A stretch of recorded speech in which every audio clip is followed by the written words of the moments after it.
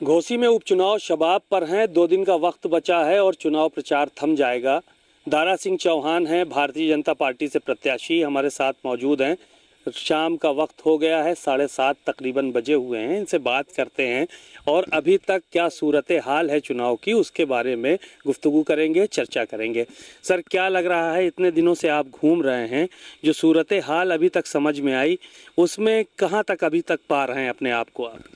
देखिए, पूरे विधानसभा में घूमने के बाद ये लगने लगा है कि भारतीय जनता पार्टी को हर समाज का वोट, चाहे अगड़ा हो, पिछड़ा हो, दलित हो और यहाँ तक कि अक़लियत के लोग भी इस बार कमल के बटन दबा करके भारतीय जनता पार्टी को जिताने का मन बना लिए हैं। और चूँकि जो इस घोसी विधानसभा का जो सामाजिक समीकरण है, उस लिहाज से भी भारतीय जनता पार्टी जब परिणाम आएगा 8 तारीख को, तो आपको भारी अंतर से लगेगा कि भारतीय जनता पार्टी जीत रही है चुनाव आसान तो इतना समझ में आ नहीं रहा। अगर आसान होता तो मंत्रियों की फौज शायद यहाँ ना होती। 15-15, 20-20 मंत्री यहाँ पे पड़े हुए हैं और भारतीय जनता पार्टी ने प्रतिष्ठा की इसकी सीट बना लिया है। ऐसा लग रहा है कि सीट प्रतिष्ठा की है, तो ऐसा नहीं लग रहा है कि ज़्यादा हो रहा है? ठीक, ऐसा है, भारतीय जनता पार्टी आप जानते हैं कि साल भर चुनाव लड़ती है, पूरी तैयारी रहती है भारतीय जनता पार्टी का। छोटा चुनाव हो चाहे बड़ा चुनाव, पूरी निष्ठा और प्रतिष्ठा के साथ भारतीय जनता पार्टी हर चुनाव लड़ती है और यह भी एक चुनाव विधानसभा का है, इसलिए पूरी निष्ठा प्रतिष्ठा के साथ हमारी पार्टी लड़ रही है। और चूँकि आज सौभाग्य है कि उत्तर प्रदेश में भी हमारी सरकार है। यही अगर सरकार न होती, जो आज मंत्री गाड़ी के रूप में आते रहे हैं, कल कार्यकर्ता के रूप में आते, तो उसमें कोई अंतर नहीं है। क्योंकि सत्ता है तो कार्यकर्ता आएंगे, तो जो उनका प्रोटोकॉल है तो उसका पालन करना ही करना होगा। इसलिए मैं कह रहा हूँ कि सारे लोग, हर समाज के लोग, आप देख रहे हो कि रात में आ रहे हैं और 4-4 घंटा लेट होने के बावजूद भी जिस शिद्दत के साथ लोग खिदमत कर रहे हैं, लोग स्वागत कर रहे हैं जगह जगह पे, और हर समाज के लोग, इस बिना पे मैं कह सकता हूं कि भारतीय जनता पार्टी यहाँ भारी बहुमत से चुनाव जीत रही है। आप लोगों पे एक आरोप और भी है, समाजवादी पार्टी के लोग लगा रहे हैं कि प्रशासन का दुरुपयोग कर रहे हैं आप लोग। जगह जगह पे उनकी गाड़ियां चेक हो रही हैं, आपकी गाड़ियां नहीं चेक हो रही हैं।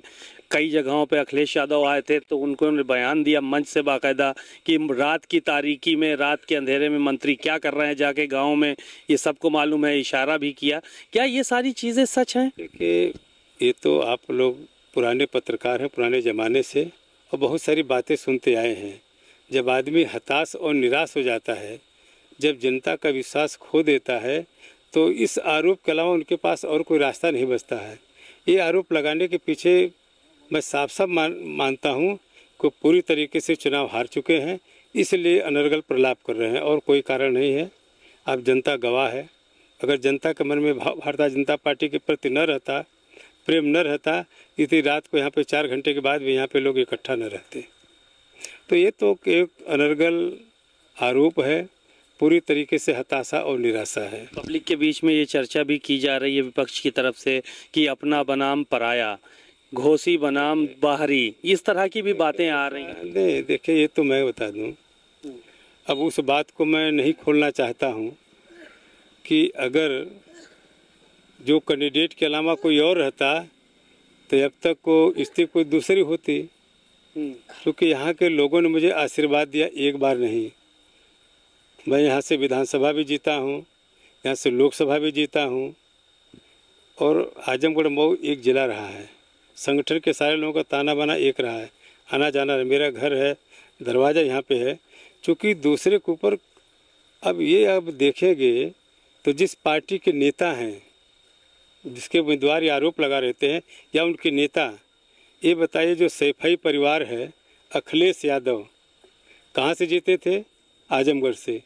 मुलायम सिंह कहाँ से लड़े थे? आजमगढ़ से। राम गोपाल कहाँ लड़े थे? संभल से। उनका बेटा कहाँ लड़ा था? अक्षय जो है, फर्रुखाबाद से, फिरोजाबाद से।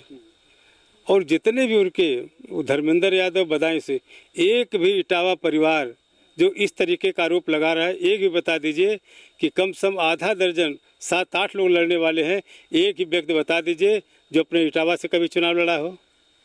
क्या जो जिनकी बात आप कर रहे हैं वो कह रहे हैं दारा सिंह चौहान को बड़ी मोहब्बतों से नवाजा गया था हमारे यहाँ, लेकिन उनको मोहब्बत रास नहीं आई। नहीं, मोहब्बत का सवाल नहीं। देखिए, हम लोग आज इस देश में, देश के प्रधानमंत्री आदरणीय मोदी जी, जिनको इस देश के हर गरीब समाज के लोगों ने पूरे शिद्दत के साथ समर्थन दे करके भारी बहुमत से प्रधानमंत्री बनाने का काम किया, और वह मोदी जी आज देश का सम्मान जो है पूरी दुनिया में जिनके नाते बढ़ रहा है।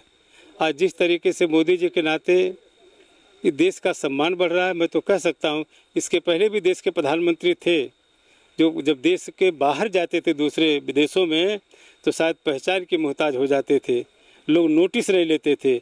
लेकिन आज अगर मोदी जी दुनिया के किसी मंच पे पहुंचते हैं तो दुनिया के बड़े शक्तिशाली जो मुल्क हैं, राष्ट्र हैं, चाहे सामरिक क्षेत्र में हो चाहे आर्थिक क्षेत्र में, सारे लोग हाथ मिलाने के लिए मोदी जी के साथ चहलकदमी करने के लोग परेशान हो जाते हैं। इसलिए मैं कह सकता हूं कि मोदी जी आज दुनिया में डोली के पिछले कहार नहीं बल्कि डोली के अगले कहार हैं।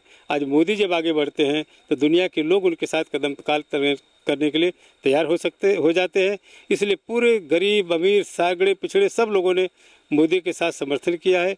इसलिए कहता आज का मोदी से लोगों का प्रेम है, मोदी से लगाव है। इसलिए ये जो चुनाव है आप जानते हैं, जो आप लोग कवर भी कर रहे हैं, ये लिटमस टेस्ट जैसा विरोधी लोग कहते हैं कि घोषी का संदेश देश में जाएगा। उसी दिन 8 तारीख को ये निर्णय हो जाएगा कि तीसरी बार मोदी इस देश के प्रधानमंत्री बनेंगे, दुनिया की कोई ताकत रोक नहीं पाएगी। 2 सवाल छोटे छोटे करेंगे और छोटे छोटे आप आंसर दे देना, बहुत सारे लोग आपका इंतजार कर रहे हैं। चूंकि आपको समाजवादी पार्टी छोड़ने की क्या वजह रही कि विधायकी तक से आपने इस्तीफा दे दिया? इसके पीछे बड़े आरोप लगते हैं आपके ऊपर कि शायद वो मंत्री पद का लालच था और इसलिए जो है वो आप वहाँ पे चले गए। मैं तो मंत्री पहले भी था, मैं मंत्री पहले भी था जब छोड़ के आया था, लेकिन जिस सोच के साथ कि देश में जो गरीब है, बेबस, लाचार है, लेकिन यह जो कुनबा है ये पूरी तरीके से जो पिछड़े समाज के लोग हैं, आज क्यों ओम प्रकाश राजभर जी छोड़ दिए, उनके साथ एनडीए के पार्ट बन गए। आज जिस तरीके से माननीय प्रधानमंत्री जी के मार्गदर्शन में, माननीय अमित शाह जी के, माननीय केंद्रीय हमारे एनडीए के जो बड़े पार्टनर पूरे देश में बढ़ रहे हैं, आज उत्तर प्रदेश में उसी का असर है कि आज बड़े पैमाने पर आज लोग मोदी जी के नेतृत्व पे भरोसा करते हैं, योगी जी के नेतृत्व पे भरोसा करते हैं। इस नाते सारे लोग छोड़ करके आज देश में तीसरी बार प्रधानमंत्री बनाने का संकल्प लोगों ने लिया है। इसलिए हम लोगों ने यह निर्णय लिया। भाजपा छोड़ के आप आए हैं, उनका तो गठबंधन था, आप भाजपा छोड़ के मैं आया, मैं सपा छोड़ के गया हूँ और मैंने रिजाइन कर दिया। रिजाइन, वो लोग कहते रिजाइन करके गए हैं, लेकिन कितना, अगर हम लोग अगर समाजवादी पार्टी में ना आए होते तो जो समाजवादी पार्टी 112 सीट की बात करती है, 18 सीट की 50 सीट के नीचे रह गए होते। और फिर पार्लियामेंट की सीट होगी जो पूर्वांचल में कहीं दिख रहा है ना, एक भी सीट पार्लियामेंट की नहीं, सारी की सारी सीटें भारतीय जनता पार्टी की जीत करके मोदी जी को प्रधानमंत्री बना। कहीं ना कहीं ओम प्रकाश राजभर के मन में भी टीस है कि आप विधायक होते तो वो उनका मंत्री पद का शपथ भी हो जाता। अब आपके चक्कर में उनका भी रुका हुआ है कि आप चुनाव जीत के जाओ तो दोनों लोग साथ में ले शपथ। नहीं, ये तो हम तो भाजपा के कार्यकर्ता के रूप में हम लोग काम कर रहे हैं। अब यहाँ के घोसी की जनता आशीर्वाद दे करके, कमल की बटन दबा करके अगर हमको विधानसभा भेजती है, ये पार्टी ऊपर के नेता का दायित्व है, मुख्यमंत्री का विशेषाधिकार है, केंद्रीय नेतृत्व का विशेषाधिकार है कि हमको कौन सी जिम्मेदारी देंगे। लेकिन मेरा कहना है कि जो भी जिम्मेदारी मुझे यहाँ की जनता देने वाली है, और जो आगने वाले दिन में चुनाव जीतने के बाद अगर ऊपर के नेता हमको दायित्व देते हैं, मैं बखूबी इस क्षेत्र के विकास के लिए, क्योंकि पूरे क्षेत्र में आप भी घूम रहे हैं, जिस तरीके के हालात है सड़कों का, पानी के निकास का, बिजली के सवाल को लेकर के, मैं पूरी तरीके से उनके विकास में पूरे तन मन से लग जाऊंगा। इन शब्दों के साथ बहुत बहुत एक आखिरी सवाल और ले लीजिए। सुधाकर सिंह के ऊपर तमाम हत्या के आरोप लगा रहे हैं और इस बात को लेकर मुद्दा बनाया जा रहा है। दोनों डिप्टी सीएम हो वो भी इस बात को कह रहे हैं और आपके तमाम नेता और कह रहे हैं। सुधाकर सिंह तो कह रहे हैं कि हमारे ऊपर राजनीतिक मुकदमे हैं। देखिए, ये पूरा मैं कहना नहीं चाहता था ऐसा बात, क्योंकि मैं थोड़े निचले स्तर से बहुत कम जाता हूँ, लेकिन जिस तरीके से यही नहीं दलित बेटी की हत्या हुई, जब विधानसभा के सदस्य थे, पूछे कि घोसी मधुबन से छोड़ करके क्यों भागे सुधाकर सिंह, चूँकि वहाँ पे दलित बेटी की हत्या हुई। यहाँ पे उमेश चंद पांडे जी जब उनके ब्लॉक प्रमुखी का चुनाव लड़ रहे थे, उनके समर्थक 2 लोग राम बच्चन और गंगाराम, 2 दलित के बेटों की हत्या उसी परिवार ने किया है और सारे लोग उसमें मुलजिम हैं। दलित बेटी की हत्या में खुद लोग उसमें मुलजिम है। ये कैसे कह सकते हैं? ये तो जनता जवाब देगी कि 5 तारीख को सारे दलित, वहाँ ब्लॉक प्रमुख के चुनाव में भी जब दलित की हत्या हुई थी, एक बेटी की हत्या मधुबन में हुई थी, ये किसने किया? ये सुधाकर सिंह और उनके खानदान के लोगों ने किया। ये पूरी तरीके से आज दलित समाज गुस्से में है और 5 तारीख को सारे लोग कमल के सामने वाली बटन दबा के इसका बदला लेंगे। और इतना ही नहीं, मैं तो नहीं सुना, लेकिन जो हमारे साथी सुन रहे हैं कि किसी गांव में जाकर जिन लोग, बाबा साहब ने जो संविधान का इतना बड़ा दस्तावेज दिया, आज बाबा साहब ने जो वोट का सबसे बड़ा अधिकार दिया, अगर वोट का अधिकार ना होता तो समाज आज हम वोट मांगने नहीं जाते या कोई नहीं जाता। उन्होंने कहा कि बाबा साहब ने संविधान नहीं बनाया है।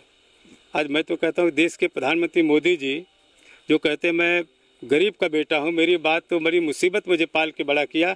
अगर बाबा साहब और बाबा साहब का संविधान न होता तो नरेंद्र मोदी इस देश के प्रधानमंत्री नहीं होते। और आपने देखा होगा 14 में जब देश की जनता ने भारी समर्थन दे करके उन्हें प्रधानमंत्री पद के लायक बना दिया, पूर्ण बहुमत था, लेकिन प्रधानमंत्री पद के शपथ लेने से पहले बाबा साहब ने दिखाया है देश की पार्लियामेंट पे जब तक पहुंचोगे नहीं, जहां आपके भाग का फैसला होता है। मोदी जी जा करके संसद के सामने दूर से प्रणाम नहीं किए, बल्कि उस सीढ़ी पे माथा टेक करके दंडवत होकर के आज उन्होंने आशीर्वाद लिया कि अगर बाबा साहब ना होते तो शायद मेरे जैसा व्यक्ति देश का प्रधानमंत्री। इसलिए मैं कहता हूँ कि ये लोग जो लोग कहते हैं, आज तो ये 5 तारीख को लोग बताएंगे जिस तरीके से दलितों की हत्या हुई और जिस तरीके से गांव में गोल गलती करने का काम करते हैं, झगड़ा लगाने का काम करते हैं, लोगों को पिटवाने का। आपने देखा समाजवादी पार्टी की सरकार होती है तो कितने राइफल गाड़ी में भर के चलते हैं, कितने लोग लेके राइफल बंदूक के नाल बाहर लेके चलते हैं।